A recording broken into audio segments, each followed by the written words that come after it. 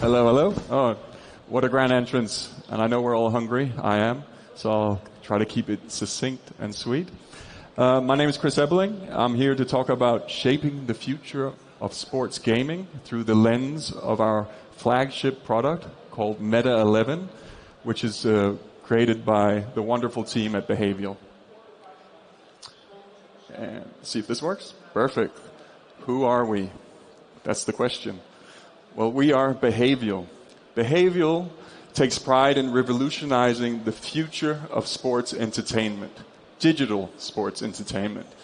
We sit at the centerpiece of Web3, as well as AI and other emerging technologies, and we believe that we can change the landscape and disrupt what the future of sports entertainment looks like. A little bit about me, Chris Ebeling. I've been a creative director, animator, digital artist for almost 2 decades. I have a fond interest and peak interest in emerging technologies, so much so that I jumped in and founded a blockchain game in 2018 called Zrun, which was one of its first of its kind, digital horse racing ecosystem where you can buy, breed, race digital racehorses. I've also helped co-found the UTS Animal Logic Academy, which is an industry-led master's course where we try to teach entrepreneurship, teach creative ideation, not for today, but as well into the future. And if anybody's interested in the educational space, I'm also currently running an Erasmus project where we're trying to bridge the gap between students and industry, because there is a massive skill gap today. And there's going to be a bigger one tomorrow because of the emergence of technology and where we're going in this digital landscape. So what are we doing? There we go. So at Behaviol, we are creating our flagship product called META11.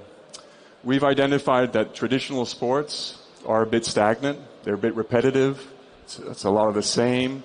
And we feel that fans, they want to get closer to their fandom, to their sports teams, to their favorite athletes, and be a part of the game in ways never seen before.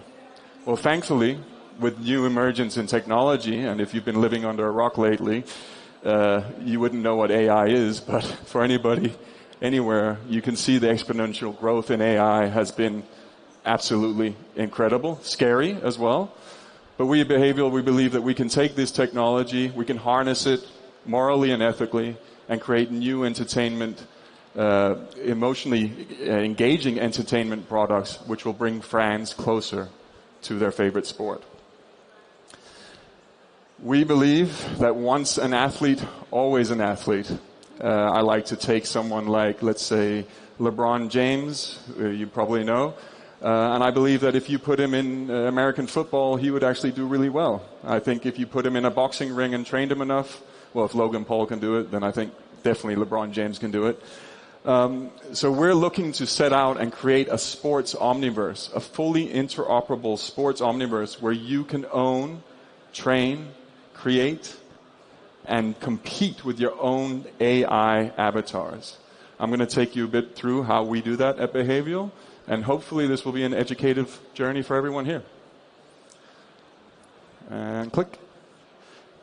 Here's a little video, I hope. And I'll talk over it because we don't have much time. And whoa, okay. Maybe can we turn down the sound on the video and then I'll talk over it? Even though it's pretty cool. So yeah, you know this sport? This is cricket. This is the first sport that we have chosen to attack. There's reasons for that. Our co-founder, Kumar Sangakkara, is one of the greatest cricket players to ever play the game. And he, along with Krishan Delgala, who's here in the audience as well, the CEO and creator, came up with this idea of how could they bring players closer to this favorite sport called cricket. We've created 5 AI characters. They all have individual AI brains where they have muscle memory and continue to learn out of our depths. Like we create them and then we let them grow. And these characters compete in one-on-one cricket matches. This is just the beginning, which will later go into 2-on-2, 6-on-6, etc., and then across sports. If we can get the foundation right for this, which we believe we have, we can then venture into new sports. Here's a couple of demos. And the beautiful thing when these guys are playing each other, you can actually tell them they're learning on the spot. They're figuring each other's strengths and weaknesses out and actually adapting in real time while they play, just like real athletes would. There's also a bit of a VR mode there, which is soon to come. Imagine standing across your own avatar that you own, playing with them in a VR, let's say, Meta headset. So why starting with cricket? Well, it's an untapped space, massive fandom, our ties to it through our co-founders, and it's a huge market. And we believe if we can do it right in cricket, we can do it right everywhere. And yes, we also like to think that we're doing the Fortnite of sports, is a quote, in terms of our character design, as well as also, the Marvel of sports in terms of the backstories and these characters that we're going to create. So how are we going to do it? In the center is Behaviol, our technology. First, we're training our AI brains, individual unique athletes, digital living, breathing with real world data. They will perform just like a real athlete, probably better, because they can infinitely train, unlike us that have physical limitations. I'm pointing at myself like I'm an athlete, I'm not. But unlike athletes who can train and train and train, our athletes can train infinitely. So they can also grow exponentially, which is pretty exciting.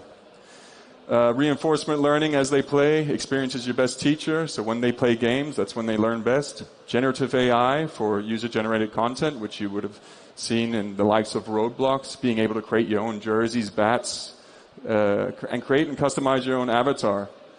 Fast and fun. I mean, this is entertainment. It has to be fun. And there's a metric I like to use. It's called time to fun.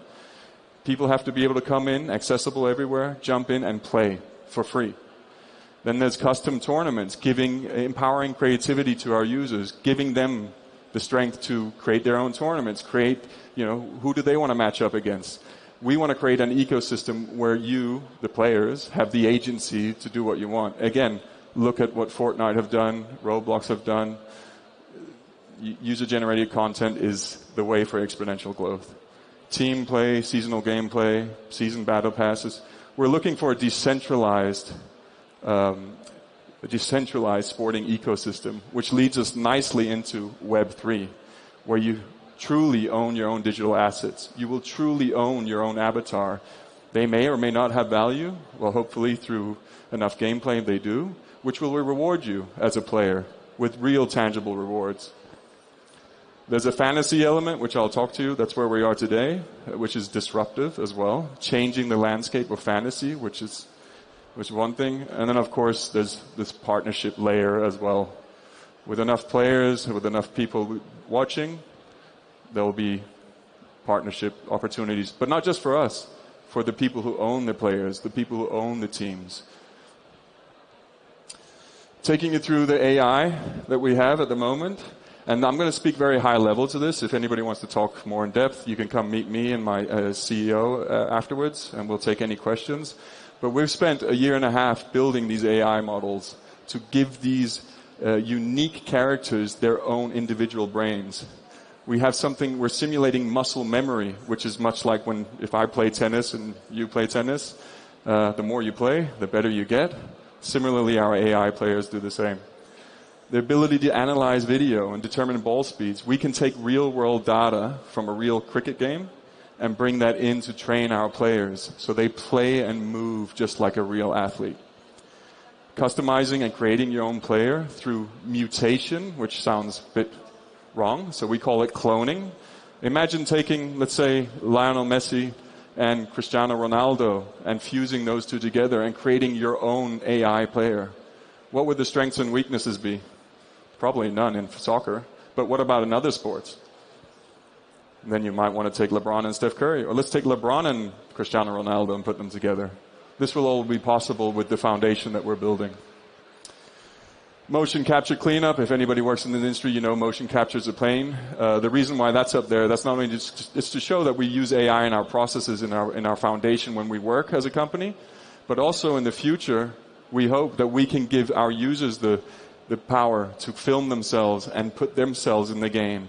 You move in front of your webcam, record that, put it onto your player, and it can adapt through machine learning and make these avatars move just like you would. So create your own Fortnite dance move. That was my dance move. Generative AI for user-generated content, and then smart AI chatbot, which I find really, really exciting. Being able to have a conversation with your AI player using things like MemGPT and Llama 2, if you've heard of those. We can actually have conversations with our players, but not just conversations which are just pre-scripted. They are based on a moment in time. So if your player is winning or losing, it will respond differently to you based on the characteristics, the backstory, the cultural heritage that we fed into it. It can now speak to you using slang words from South India versus North India, or England versus Denmark. And click. So we want to also take our users on a journey and educate them for mass adoption. As mentioned, I was part of a team that created a digital blockchain horse racing game back, it's almost 4 years ago now. And we learned a lot through that journey. And one of them is that the masses aren't really ready for this adoption yet. And to prepare the masses for adoption, we have to help educate. And we're going to do that through our journey, our user journey through our product. Starting with a free-to-play Web2-based game, you jump in, get to know the AI players, understand the rules of the game, understand the ecosystem. Moving into a freemium approach where you borrow an athlete. I like to call this try before you buy concept. Get an athlete, see if it's something that you want to do. Otherwise, you can still stay in the free-to-play space. It's up to you. We have to get permission to move people into Web3 instead of trying to force them down this, round hole with a square shape. Finally, it's true ownership, and we have to teach and, of course, show along the way a guided journey why it makes sense to own a digital asset. What utility does that give me? What does that give me in a reward? Maybe I'm happy over in the Web2 space, and that's okay. But when you're ready and you can see the rewards and you understand it and have the confidence through education, then maybe then the masses will come. So it's important to understand that we're building a framework here as well that is scalable. So starting with the foundation, AI versus AI play. Again, we spent almost 2 years building these AI characters, which are working really well. Then tying in rich narratives and customization for the players. Focused on community. The community, without the community and without the players, there is no entertainment, there is no product. So interactive fan zones, engagement, feedback loops, team play.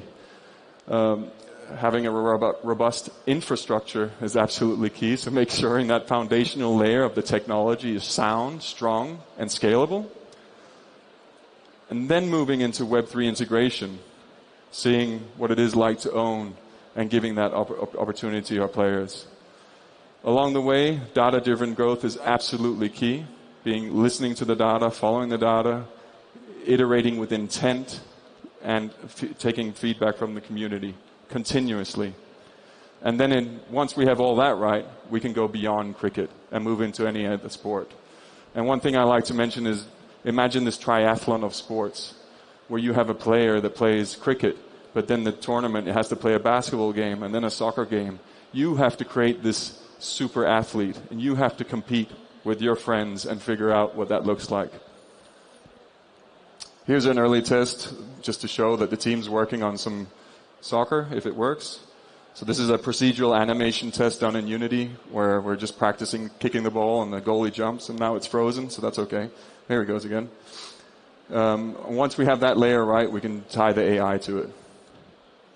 And you would have mentioned the announcer talking about the marvel of sports, the power of storytelling, which is key. Storytelling is powerful because we retain more information through story and play. That's scientifically proven. We can educate our users and our fan base on the rules of the game, but also the technology, and tie that all into through stories. So we're developing a huge backstory. And if people have seen the likes of Arcane, which I hope you've watched, which is based off League of Legends, that's an absolutely incredible journey, which is one that, of course, we aspire to. So where are we today and where are we going? Today we have a fantasy. We start the journey with fantasy element, disrupting that space. Fantasy's been around since the 1960s, and today we can play on mobile, global reach, and in the future I believe it's going to be AR, VR, mixed reality, as well as AI, and that's where we're positioning ourselves. How are we doing it, and why are we different? Well, fantasy sports in today's game waits for a game to start and a game to finish, and for you to predict outcomes. Well, we're creating our own sports ecosystem. We have our own tournaments. We have our own players that can continuously play 24/7. On top of that, because they're playing continuously and are fully digital, we can also draw in real-time components to the game where you predict in real time, where you try to figure out the questions and the answers while the game is happening, and engage with our quiz master called QBot, which is on the logo on the screen. And it's not just about fantasy in that, it's more like a quiz show as well. So merging new elements into it, making it even more engaging and even more exciting for the players. Early days, we've had a 24-hour test, which showed some great numbers. I'll let them speak for themselves. But exciting to see that there's appetite for this, and this is just the beginning of the journey. Something that I'm really bullish about is the legends live forever concept. Now again, I'll bring it back to, let's say, boxing. Imagine Mike Tyson going up against Muhammad Ali. Well, that's all possible with AI and the foundation of data that we can bring into the game and create a fight which has the two legends. Say Michael Jordan versus LeBron James, or Cristiano Ronaldo versus Pele in a one-on-one soccer match or shootout. What would that look like? Up here we have Kumar Sangakkara, again the cricket legend, our co-founder, who we've modeled, created, and brought into the game. But you can also have different instances of Kumar, or let's say different instances of Ronaldo. You could have the yellow one, which I call Turkey Kumar, no offense, or the blue one, which is Ice Kumar, or Evil Kumar. They can all be tied into, again, the deeper narrative that then we release to our audience, and they get to explore and unlock and be a part of. Maybe you can play against him. Maybe you can play with him. Maybe one day you can own him or clone him. Again, just some backs behind the scenes, if it plays. Maybe it won't. Yeah. So Kumar has this incredible signature shot called the pull shot. And here we are with him in the motion capture shoot. And here's an idea of what it looks like in the cloning lab. Again, story is key to everything we do. Everything can be designed and created with intent, with a good backstory. And in META11, we believe we're building that. And it's the building blocks for the future. So imagine running around with your digital avatar that you own and running around in your digital apartment where you can decide what digital clothes to wear that you own because it's on blockchain. Then you can bring your friends over. You can have conversations. You can hang out. You can play some mini games. But you can also choose which sports you want to walk in. Walk to the left side and you go play cricket. Walk to the right and there's a basketball gym. This is just the beginning of where, kids are already spending a lot of time running around in Fortnite lobbies. We believe we can bring them into sports lobbies and bring them even closer to real-world sports fans. So a recap, just on time, luckily. It's beyond cricket. We're building a sports omniverse, and we believe that artificial intelligence and the future of emerging technologies can bring us there.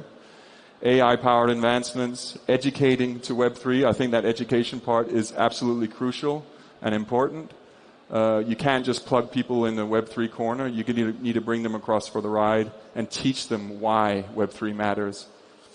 Starting with fantasy, we're reimagining that landscape, which is the foundation and educational layer and the start of the journey for us all, to then bring us into the future of sports where you can own and train and digitally compete forever if you want.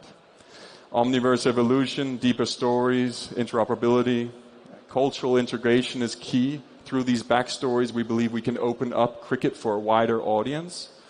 Cricket is the second biggest sport in the world, if you didn't know that. However, it's very Commonwealth focused. We believe with games like this and with entertainment layers like this, we can bridge the gap and actually bring cricket to the masses. Maybe one day it can be the biggest sport in the world. Community collaboration is absolutely key. working alongside your players, your community, your users. You have to listen to them. You have to get permission to take to the next step and iterate. In conclusion, this great mind was on stage last year, I believe, at the Web Summit, and he posed the question.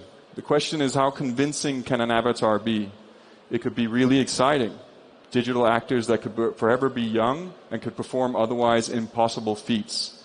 Our future idols might not even be real. And we believe this is the way. Thank you very much. If you have any questions, please follow us, or you can come find me afterwards, because that's right on time. Thank you so much.